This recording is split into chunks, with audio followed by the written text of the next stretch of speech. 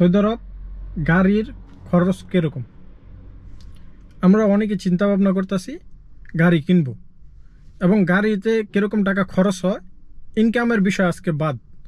আজকের আলোচনার বিষয় হচ্ছে গাড়িতে খরচ হয় কিরকম, সেই বিষয়ে আপনাদেরকে তথ্য দেওয়ার চেষ্টা করবো আজকের এই ভিডিওটির মাধ্যমে।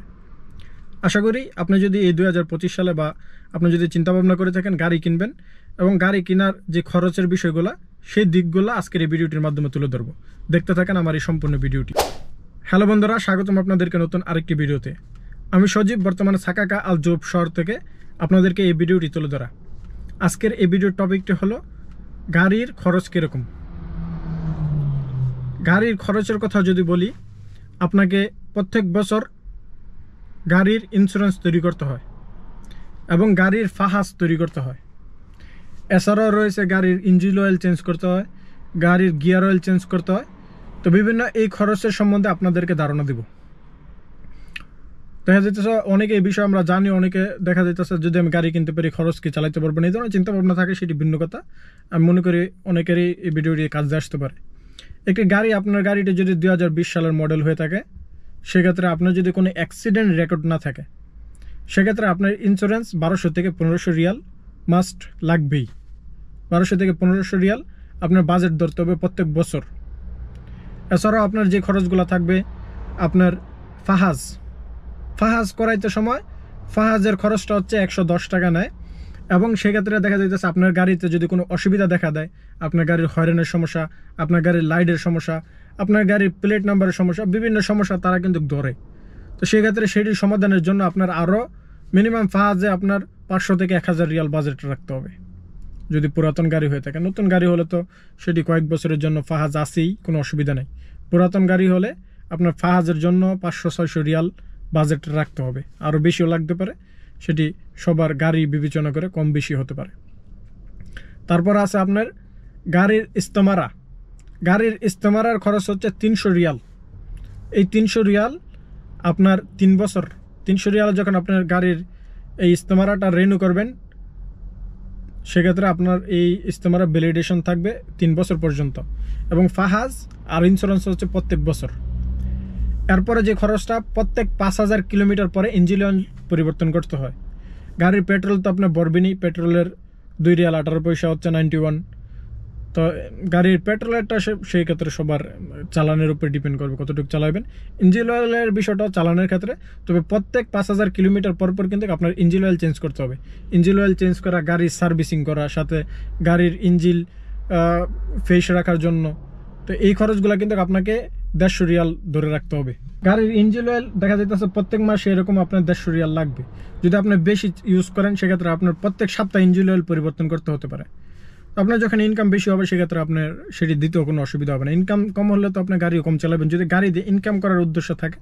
আর যদি পার্সোনাল ইউজ করার জন্য হয়, পার্সোনাল ইউজ, অফিসে যাওয়া আসার জন্য, কাজের জন্য, সেক্ষেত্রে 1 মাস 1.5 মাসও চলে যায়, 5000 কিলোমিটার আপনি শেষ করতে পারবেন না। তো এটি হচ্ছে চালানোর উপর নির্ভরশীল হয়। তারপরে কিন্তু এই খরচটা কিন্তু আপনাকে ধরে রাখতে হবে। তো 150 রিয়াল আছে, তারপরে পেট্রোল খরচ আছে, তারপরে হচ্ছে গাড়ির বিভিন্ন জিনিসপত্র প্রত্যেক বারবার এটা সেইটা খারাপ হইতেই থাকে, সারা বছরই হবে, কোনো না কোনো জিনিস খারাপ হবে, কোনো না কোনো জিনিস ঠিক করতে হবে, যে এই ধরনের খরচ কিন্তু আপনাকে ধরে রাখতে হবে।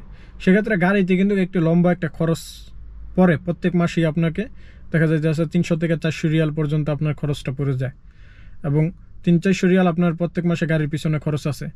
আর যদি দেখা যাইতেছে আপনার যদি গাড়িতে ইনকাম না হয়, যদি ইনকামের উদ্দেশ্য থাকে, বা আপনার গাড়ি যদি কাজে না আসে, সেক্ষেত্রে আপনার জন্য কিন্তু এই খরচটা একটি ব্যয়বহুল খরচ। আর যদি ইনকাম হয়, সেক্ষেত্রে ইনকাম হলে খরচ করতে অসুবিধা কোথায়, কোনো অসুবিধা নেই। তো আমার ভিডিওর মেইন টপিকটি যেটি ছিল, সেটি হচ্ছে আপনাদেরকে একটি বেসিক ধারণা দেওয়া বর্তমানে গাড়ির খরচ কেমন। এবং ইন্স্যুরেন্সের যে বিষয়টা, আপনারা চাইলে ইন্স্যুরেন্স, সৌদি আরবের গাড়ির যে ইন্স্যুরেন্সটি, সেটি আপনারা তাবি অ্যাপ্লিকেশনের মাধ্যমে 4 মাসের কিস্তিতে নিতে পারবেন। দেখা যাইতেছে অনেকে, আমি যেটি করি যে 4 মাসের কিস্তিতে নিয়ে নেই তাবি অ্যাপ্লিকেশনের থেকে, 4 মাসের ভিতরে আমার গাড়ির ইন্স্যুরেন্সটি তৈরি করে নেই। প্রত্যেক বছর এটি করতে হয়। আর ফাহাজের ক্ষেত্রে, ফাহাজটা হচ্ছে বড় অসুবিধা যদি পুরাতন গাড়ি হয়ে থাকে। আর নতুন গাড়িতে হলে এরকম কোনো সমস্যা হয় না। পুরাতন গাড়ি হইলে ফাহাজের ভিতরে যেই বিভিন্ন সজল লোক ঢুকে গেছে, শুধু টাকা খাওয়ার দান্দা, মানে টাকা খাওয়ার উদ্দেশ্যে আসলে ফাহাজটা তারা রং করে দেয়, মানে রাইট থাকার শর্ত রং করে দেয়। আমি আমার একটি ঘটনা বলি। আমি এই 2023 সালে আমার গাড়িটি ফাস্ট করাই। 2023 সালে আমি ফাস্ট করাইছি রিয়াদের থেকে, রিয়াদ সানাইয়া না রিয়াদ মুন্সিয়া, সরি বন্ধুরা, রিয়াদ মুন্সিয়া থেকে। এবং রিয়াদ মুন্সিয়ার ভিতরে আমার এই ফাজের রং ধরছে, আমার হয়রানের সমস্যা, অথচ আমার হয়রানের কোনো সমস্যা নেই, একদম ক্লিয়ার। আরেকটি ভুল ধরছে যে আমার প্লেট নাম্বারের সমস্যা। প্লেট নাম্বার একদম স্পষ্ট ক্লিয়ার, মানে আমার প্লেট নাম্বার একদম পুরা নিউ, মানে কোনো দাগ কোনো কিছু নেই। আমার এই দুইটি ভুল ধরছে। তো আমি তো জানি এটি টাকা খাওয়ার উদ্দেশ্য ধরছে।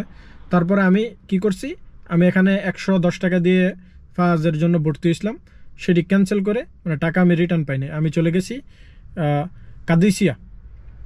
কাদিসিয়ার থেকে আমি, না কাদিসিয়া না, সরি বন্ধুরা, এটি হচ্ছে আল আকিকের পরে একটি জায়গা আছে আল আরিদে আরেকটি ফাস্ট সেন্টার আছে। তো ওইখানে আমি ফাস্ট করছি, আপনার 110 টাকা দিয়ে ভর্তি হয়েছি। আমার গাড়ির কোনো সমস্যা ধরে না, আমাকে ফাস্ট স্টিকার সাথে সাথে মেরে দিচ্ছে, কোনো সমস্যা নেই। তো তারা এটি একটি কারেন্সি করে, এই ধরনের আমাদের অনেকের সাথে এরকম করে, বিশেষ করে আজনবী হলে তারা এই বিষয়টা আরও বেশি করে। তো সৌদি আরবের ভিতরে এই ধরনের বিভিন্ন অনৈতিক কাজ চলে আসছে। তো এই খরচগুলো আপনাকে ধরে রাখতে হবে গাড়ির কেনার আগে, এই বিষয়টা আপনাকে জানা জরুরি আমি মনে করি। প্রিয় বন্ধুরা, সবাই ভালো থাকবেন, সুস্থ থাকবেন। ইনশাআল্লাহ আপনাদের সাথে দেখা হবে খুব শীঘ্রই নতুন আরেকটি ভিডিওতে। আল্লাহ।